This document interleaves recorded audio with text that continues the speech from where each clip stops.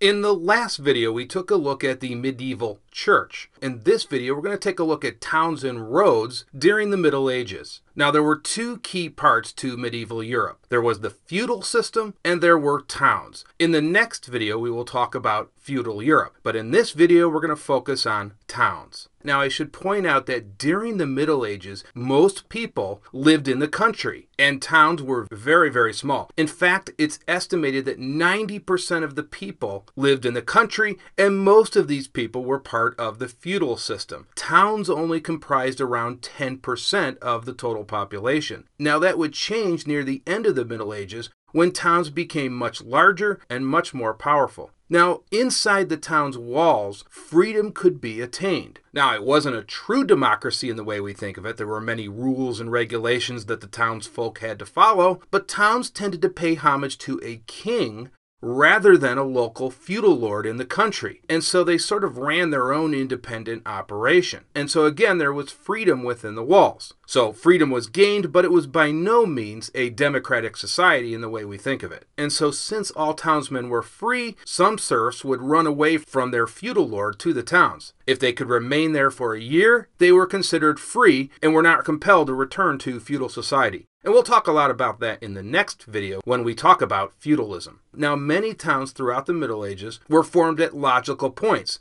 So a natural harbor might be a good place to form a city, or even a major road where people could set up shop and sell their goods. But rivers were really an advantageous area for a town to be formed. Other towns would grow up around monasteries and churches, and still other towns grew up around castles. And a lot of this had to do where people could find work. Churches actually provided employment and were also places that people could stay and eat and even earn a living. Now, one of the key ways towns began to grow was through merchants and tradesmen. And they would move into the towns to supply the daily needs of the citizens that were in the town. And we'll talk about merchants in the last slide because they really drove the growth of the medieval town. Now, as I talked about in previous videos, churches were usually the largest buildings. And so if you visited a medieval town, you would have seen all these tiny little houses clustered closely together. And in the center, there was this huge church. Most of the houses built in towns were constructed of wood. And what does that mean when homes are made of wood? That means they were susceptible to fire.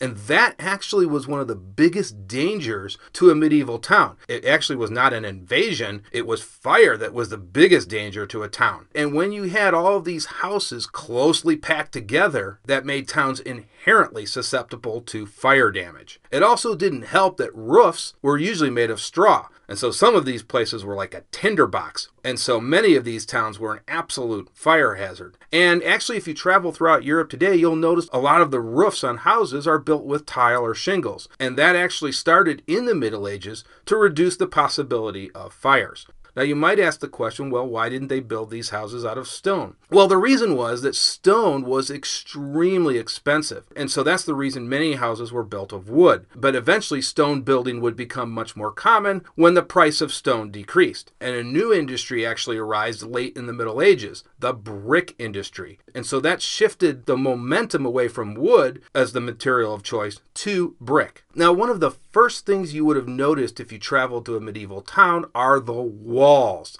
Endless walls. And you can see that right here in this model of a medieval town, this wall that surrounds the town. And this served a couple of purposes. One, it provided protection, but also it set boundaries, clear-cut boundaries about whose land this was. This was the town's land. And we still see walls throughout Europe today, but it's more at the individual home level. But it's still part of that European tradition to say where everything is. This is my land, this is not your land. This wall sets the boundary. I was recently in Portugal and I noticed that a lot of the homes had walls surrounding them. And when I made it back to the United States, it really sort of hit me that there's more walled homes in Europe than there are in the United States. And again, that arises from the Middle Ages.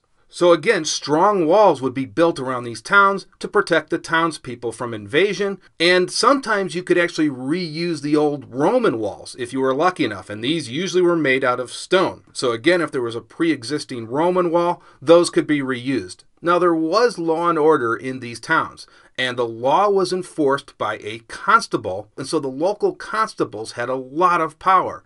And so in the absence of a central authority, local government was all powerful. And that's what we see when the central authority of the Roman Empire collapsed. More power is returned to the local towns. It becomes a local affair.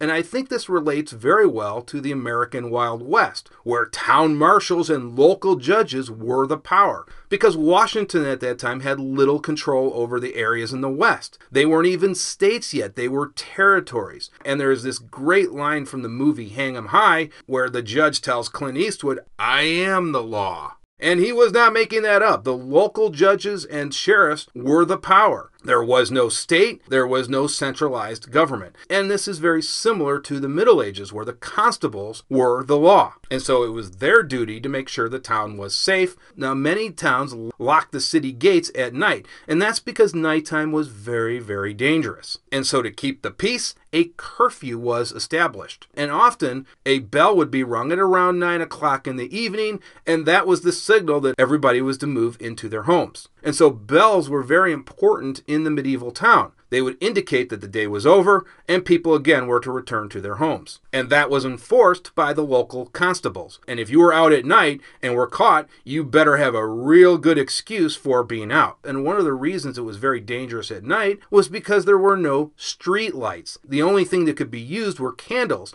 And again, candles were a fire hazard. So again, they really didn't have the ability to have street lights. So if you were out at night, chances are you were doing some pretty nefarious activities. Now the next day officially began with the ringing of the town bell. So if you walked down the street of a medieval town in the middle of the day, you would have noticed it was a very, very busy street. You would have seen people doing business, trading, and you would have seen a lot of livestock in the streets. Cats, dogs. It would have been a very lively place. And you would have seen a lot of pigs. They were cheap. They were a very good source of food for people in the Middle Ages. But as a result, there were a lot of stray animals, and especially stray pigs, which were a huge, huge nuisance. Now, one of the big issues in the Middle Ages was access to clean water, and that is there were no sanitation systems. Now, we know the Romans and the Greeks had extensive sanitation systems, and you can see in that picture on the right, those are Roman toilets. But all of that sort of disappears when the Roman Empire collapsed. And so when you do not have a sewage system, that will lead to diseases. And a lot of people during the Middle Ages threw toilet waste right out into the street with other trash. And so the streets would have been very, very dirty places. The rivers also were polluted, and that was because toilet waste was also thrown into the local river as well. And it would be even worse if your town was downstream from the other towns. But people in the Middle Ages had little choice. Their only source of water would have been the rivers and lakes, and as I said, many of those were polluted. And so the lack of clean water and sanitation lowered the life expectancy in the Middle Ages. And we can see that even in modern times. If you look at the 19th century and the 20th century, why did the life expectancies greatly increase? Now, you will hear about all of these medical advances, and those certainly contributed a role. But actually one of the biggest reasons was improvements to sanitation on a large scale.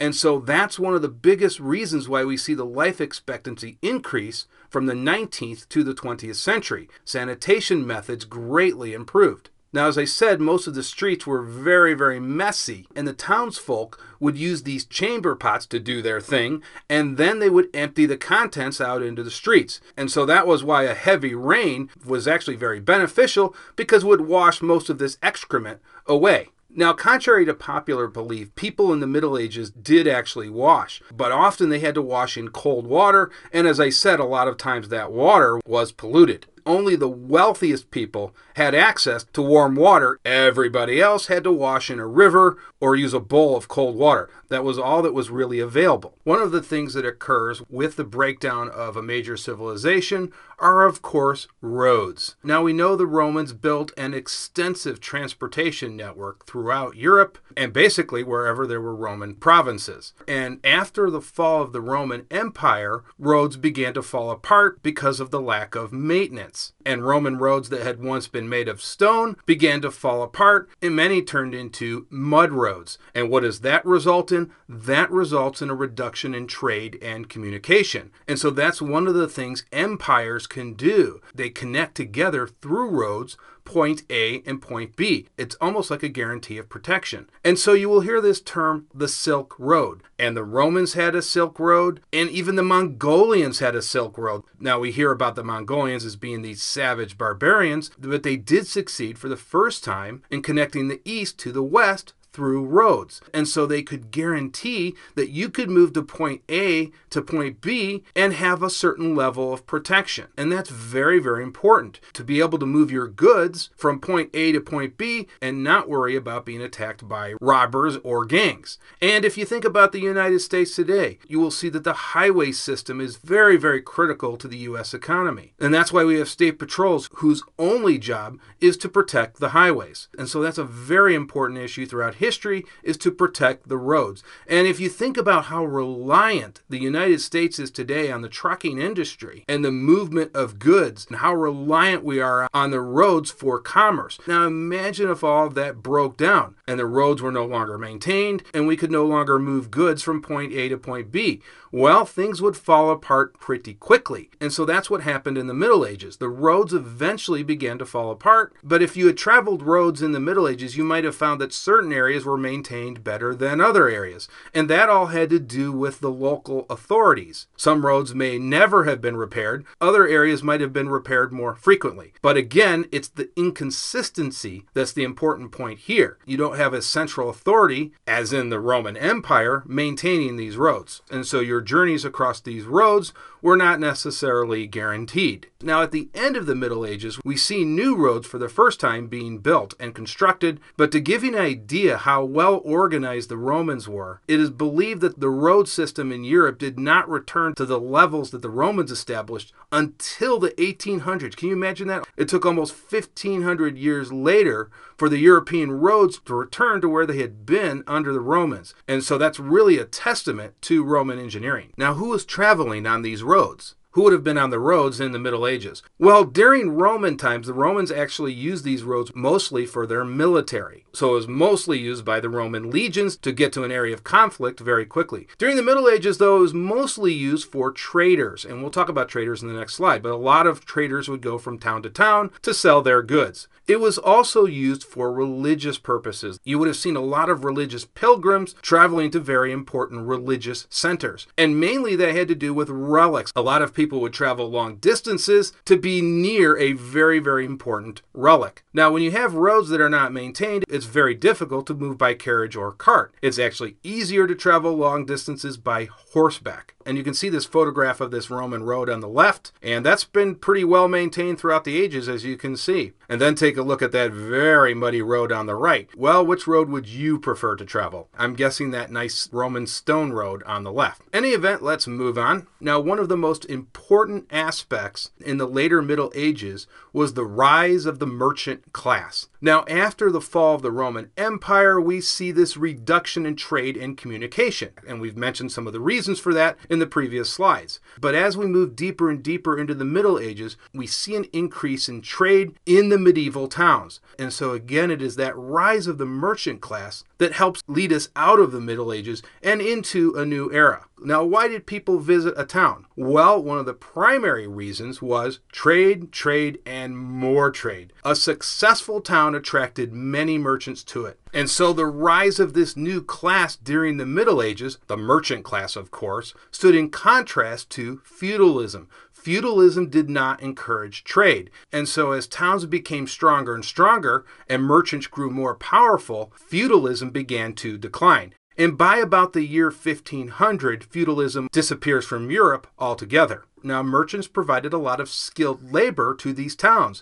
which needed goods and services. So the merchants would make up carpenters, bakers, blacksmiths, candle makers, glass makers, dyers, potters. Anything you can think of that a town would need had these types of merchants. And so populations in these towns began to increase towards the end of the Middle Ages. And as I said, the growth of these towns eventually led to the complete breakdown of feudal society out in the country. Now, there were two types of guilds in these towns. There were merchant guilds and there were craft guilds. The merchant guilds controlled all of the trade in a town. And so these guilds would have had a lot of members, and the guild members were required to pay fees, and they usually had a central meeting place, a guild hall. And you can see that in this picture on the left. This is a medieval guild hall. Eventually, these guilds became highly specialized, so they might represent a specific type of product. And as I said, the merchant guilds controlled all the trade, they regulated the prices, and all of the guild business.